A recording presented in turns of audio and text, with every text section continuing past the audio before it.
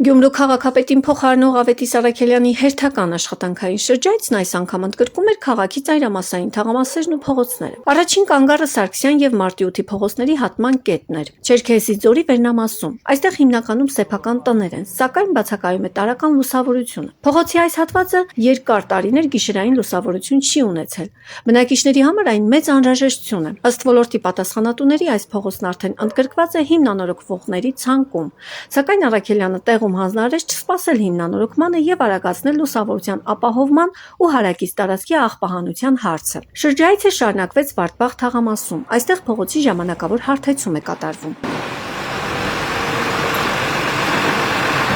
Հիմնանորոգվող փողոցների ցանկում է նաև դեպի Վարդբաղ թաղամաս տանող Դուդկոյի փողոցը։ Ավետիս Առաքելյանի շրջայցի հաջորդ կանգառը քաղաքի ամենահեռավոր Աշոտսկ թաղամասն էր։ Սա Գյումրու յուրօրինակ արբանյակային թաղամասերից է, որի կառուցումը խորհրդային շինարանների հեռանալուց հետո այդպես էլ կիսատ մնաց։ Ընդամենը 2 շենք բաց դաշտի մեջ։ Այստեղ առկա 32 բնակարանից զբաղված է միայն 11-ը։ Բնակիչների պատմելով թաղամասի մեկուսացվածության պատճառով գիշերները շենքերին նույնիսկ գայլեր ու աղվեսներ են մոտենում։ Բնակարանները գազաֆիկացված չեն եւ մարդիկ ստիպված են կենցաղը կազմակերպել ու տները տաքացնել վառարանների միջոցով, փայտ վառելով։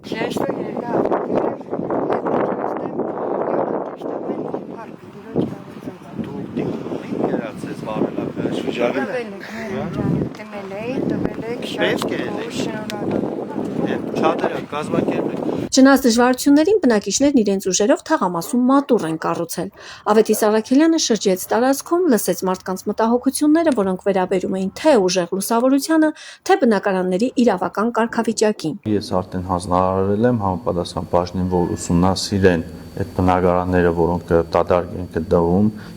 ինչն է պատճառը, որ դատարկ է, եւ այնտեղ 2 շենք կար, ինչքան եթե չեմ սխալվում, 6-ի 1 շենքը գտնվում է քաղաքապետարանի բալանսի վրա, իսկ մեկը բալանսին նստած չէ, մարդիկ արդեն 15 տարի եւ ավելին այդտեղ բնակվում են, իրենց բնակարանը բարեկարգել են, նորմալ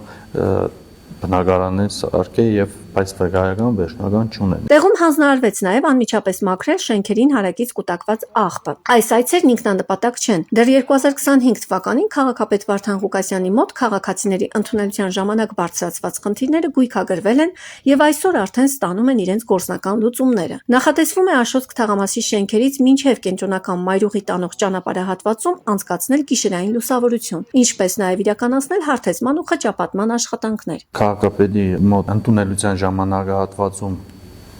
քաղաքացիները բարձրացրել են այդ խնդիրները եւ դիմում էին ներկայացրել, որից հետո մենք մրցույթ ենք հայտարարել նոր հենասյունների եւ լուսակետերի տեղադրման